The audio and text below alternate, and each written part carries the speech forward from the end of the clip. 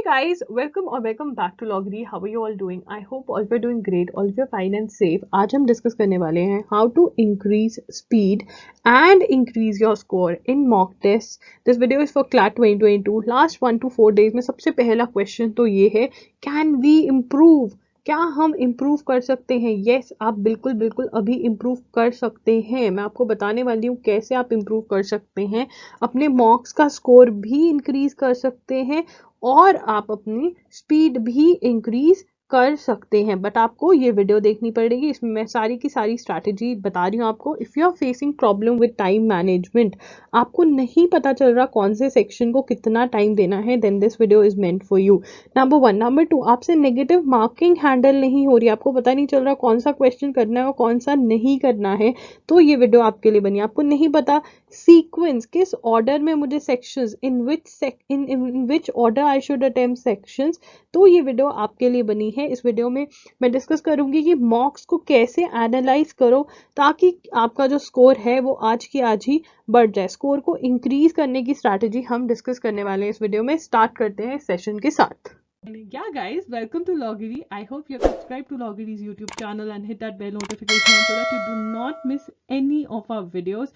And I hope you're following us on Instagram. We're there by the name @IamLogiri. We do pretty motivational stuff out there if you want to stay happy, if you want to stay motivated, and if you want to stay connected a little more with Logiri, then do follow us on Instagram. तो आपको ये बात याद रखना है कि अगर मेरे 100+ मार्क्स आ जाते हैं क्लैट में, ठीक है ना, तो 100+ आ जाते तो मुझे हर इंस्टीट्यूट में एडमिशन मिल जाएगी.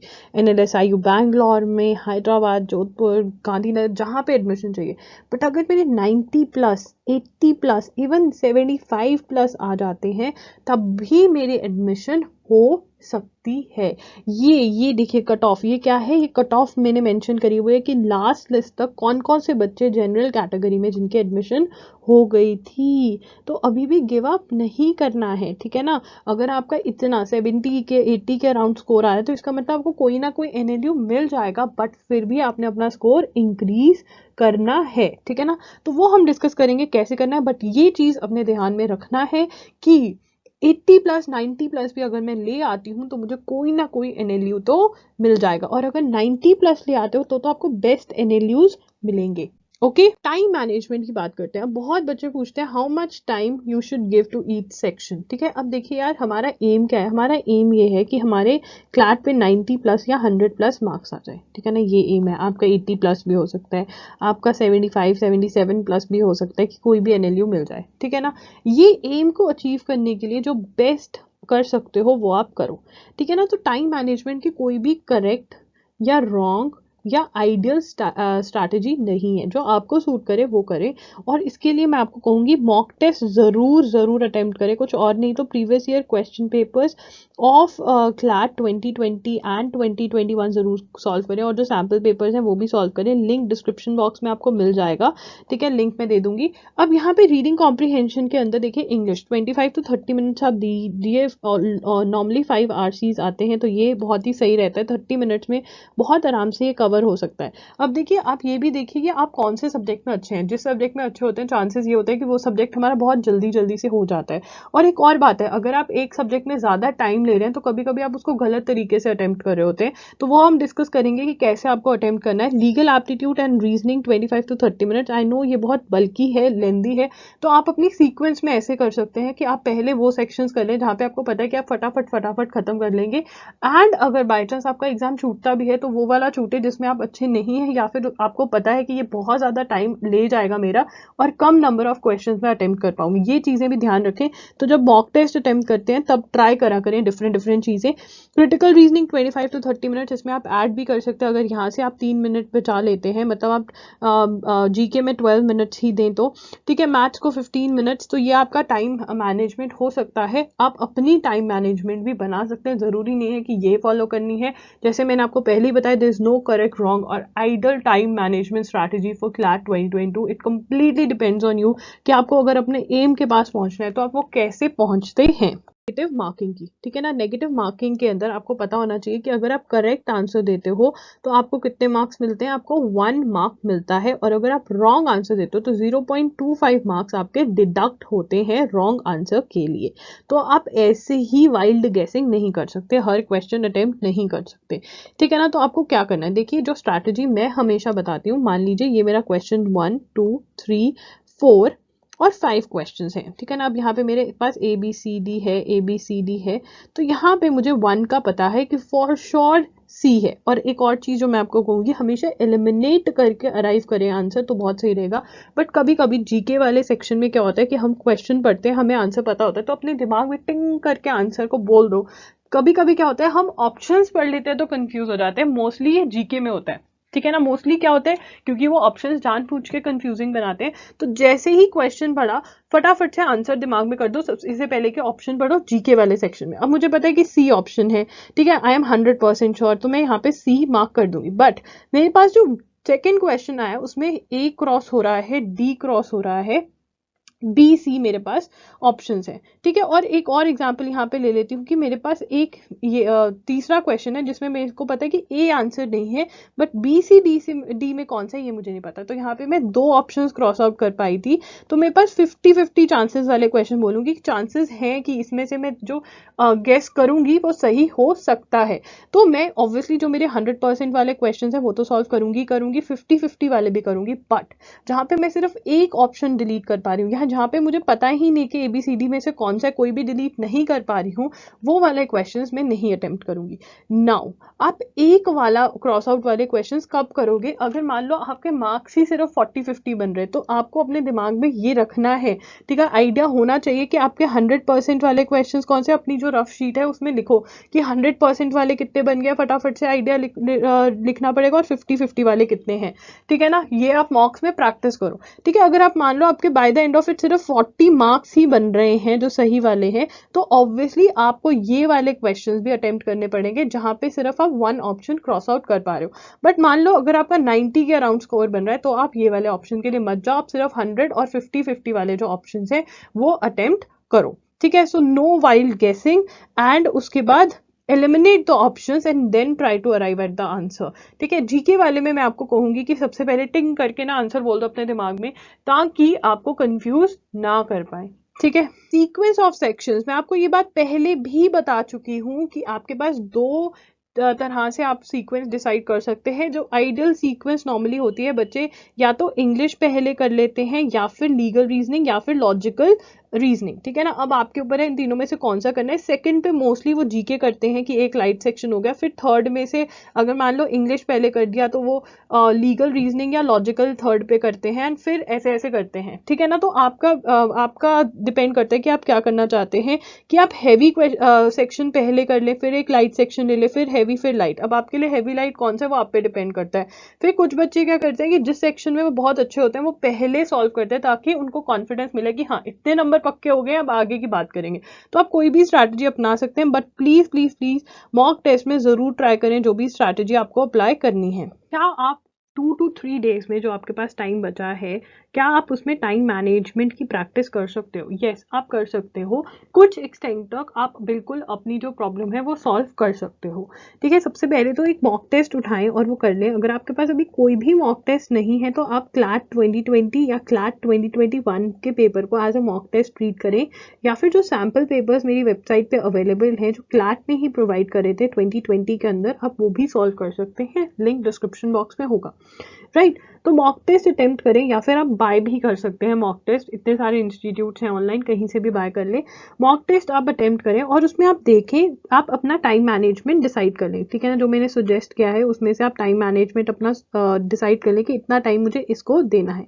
उसके बाद continue start with your you should keep your wrist watch, कि आप अपना कब मैंने स्टार्ट किया अटेम्प्ट करना पेपर, और कौन सा सेक्शन मेरा कितने टाइम में हुआ। बाय चांस आपने इंग्लिश को 30 मिनट्स में करना था, बट 30 मिनट्स में नहीं हो रहा, सिर्फ 45 मिनट्स लग रहे हैं, तो आप लिखोगे 45 मिनट्स लग रहे हैं, अपने पीस ऑफ पेपर पे जिसमें आपने टाइम मैनेजमेंट की स्ट्रैटेजी लिखी है वहाँ पे आप लिखोगे इतना टाइम और उसको अटेम्प्ट करते जाओगे। ऐसे ही पूरा मॉक टेस्ट जो है आप अटेम्प्ट करोगे एंड देखोगे कि प्रॉब्लम एरियाज कौन से हमारे प्रॉब्लम एरियाज कौन से, तो उसका सोल्यूशन निकालना पड़ेगा। ऑब्वियसली सबसे पहले तो एक सोल्यूशन तो ये निकलता है कि हम जो हमारी स्ट्रैटेजी अटेम्प्टिंग स्ट्रैटेजी है उसमें चेंज लेकर आए कि जो हम अटेम्प्ट करें, हम ट्राई करें कि जो सेक्शंस हम जल्दी कर पा रहे हैं और जो हमारे स्ट्रॉन्ग सेक्शन भी होने चाहिए, ऑब्वियसली स्ट्रॉन्ग भी होने चाहिए और आंसर्स भी उसमें हमारे करेक्ट आ रहे हैं, वो हम सेक्शन पहले अटेम्प्ट करें और जो हमारा टाइम टेकिंग सेक्शन है उसको हम थोड़ा बाद में करें, ताकि अगर हमारा कुछ छूटता भी है तो वहां से छूटे। ऐसा ना हो कि ज्यादा क्वेश्चंस हमारे उसी एक जो टाइम ले रहा है उसके पीछे हमारे ज्यादा क्वेश्चंस चले जाएं। ठीक है, एक तो ये स्ट्रैटेजी है। दूसरा स्ट्रैटेजी ये है कि आप सेक्शन वाइज टेस्ट भी अटेम्प्ट करें, back to back section wise test attempt करें दिन में 2-3 बार। मे बी जैसे आपका प्रॉब्लम एरिया, मोस्टली बच्चे कह रहे हैं कि इंग्लिश प्रॉब्लम एरिया है उनका, तो 5 RCs back to back solve करें, सुबह सॉल्व करें, फिर दोपहर को, फिर शाम को, फिर रात को, मतलब 4 बार आपने 5 RCs back to back solve करने। तो आप देखेंगे कि 2 से 3 दिन में ही आपको एक बहुत ही विजिबल डिफरेंस नजर आएगा अपने अटेम्प्ट में। ठीक है ना, चाहे वो आपका कोई और सब्जेक्ट भी है, 2 सब्जेक्ट्स भी ऐसे हैं तो आप सेक्शनल टेस्ट दे देकर अपना जो स्पीड है वो इंक्रीज कर सकते हैं। अब आपका प्रॉब्लम जो हो सकता है वो अटेम्प्ट करने में भी, the way you are attempting the paper उसमें भी हो सकता है। हाउ टू अटेम्प्ट वाला वीडियो मैं ऑलरेडी कर चुकी हूँ, लास्ट 10 to 20 वाली जो स्ट्रैटेजी मैंने लास्ट 10 to 20 डेज वाली स्ट्रैटेजी जो बनाई थी उसमें, उसका लिंक डिस्क्रिप्शन बॉक्स में दे दूंगी and I will come up with a separate video also, because बहुत लोग कह रहे हैं। तो ये एक चीज है, ठीक है, अटेम्प्टिंग द पेपर के अंदर। तो मॉक टेस्ट अटेम्प्ट करके निकालिए कि कौन सा सेक्शन ज्यादा टाइम ले रहा है और उसको स्ट्रैटेजाइज करिए। बाई चांस आपसे स्ट्रैटेजाइज नहीं हो रहा तो नीचे कमेंट कर दीजिए, I will help you with it. मैं कमेंट के रिप्लाई करूंगी, जो आपका प्रॉब्लम है उसको सॉल्व करने की कोशिश करेंगे। बहुत बच्चे कह रहे हैं कि दी हमसे तो 2 घंटे के लिए बैठा ही नहीं जा रहा, for 2 hours we are not able to sit and attempt the mock. देखिए 2 घंटे के लिए वहां पर तो बैठना पड़ेगा, ठीक है ना। और अगर आप घर में अभी 2-3 दिन भी बैठोगे आराम से और प्रैक्टिस करोगे तो मैं आपको कहूंगी दिन में चाहे 2 मॉक्स अ डे कर लो। 2, अगर ये प्रॉब्लम है 2 या 3 मॉक्स अ डे भी अटेम्प्ट करो, पर अपने दिमाग को हैबिट डालो अभी कि 2 घंटे तो भाई बैठना ही पड़ेगा और दिमाग चलाना भी पड़ेगा। सिर्फ बैठना नहीं है, दिमाग भी अच्छे से चलना चाहिए, राइट। तो बार बार मॉक्स अटेम्प्ट करें, ठीक है। Force yourself to concentrate, अपने आप को बोलो कि हाँ मुझे बैठना ही पड़ेगा, मेरे पास और कोई ऑप्शन ही नहीं है और दिमाग भी चलाना पड़ेगा। स्टार्टिंग के 2-3 मॉक टेस्ट में लगेगा कि नहीं हो सकता, दिमाग में से धुआं निकल रहा है, बट अल्टीमेटली आपको हैबिट पड़ जाएगी। इन 2 से 3 दिनों में भी हैबिट पड़ सकती है अगर आप बार बार मॉक्स लो, सेक्शनल टेस्ट लो, मतलब अपने दिमाग को काम पर लगाए रखो। कुछ बच्चों की प्रॉब्लम और क्वेश्चन ये है कि how to increase marks in mocks, mocks के अंदर कैसे हम मार्क्स इंक्रीज करें। अब ये वाली जो प्रॉब्लम है इसके लिए मैं बार बार आपको बोलती हूँ कि प्लीज अपने मॉक टेस्ट को एनालाइज करो, ठीक है ना। आप मॉक टेस्ट दे रहे हो, ठीक है, तभी आपको पता चल रहा है कि मेरे मॉक्स में स्कोर कम आ रहा है, तो भाई एनालाइज करो उसको। अभी भी 2 से 3 दिन जो पढ़े हैं उसमें देखो कि कौन सा मेरा टॉपिक, कौन सा मेरा सेक्शन जो है वो वीक है। अभी भी आप उस सेक्शन पे काम कर सकते हैं और अपना जो स्कोर है वो बढ़ा सकते हैं। देखिए बहुत सारे बच्चे गिव अप कर चुके हैं, मुझे पता है, कमेंट से पता चलता है। बहुत बच्चे बोल रहे हैं अरे अब तो कुछ भी नहीं हो सकता।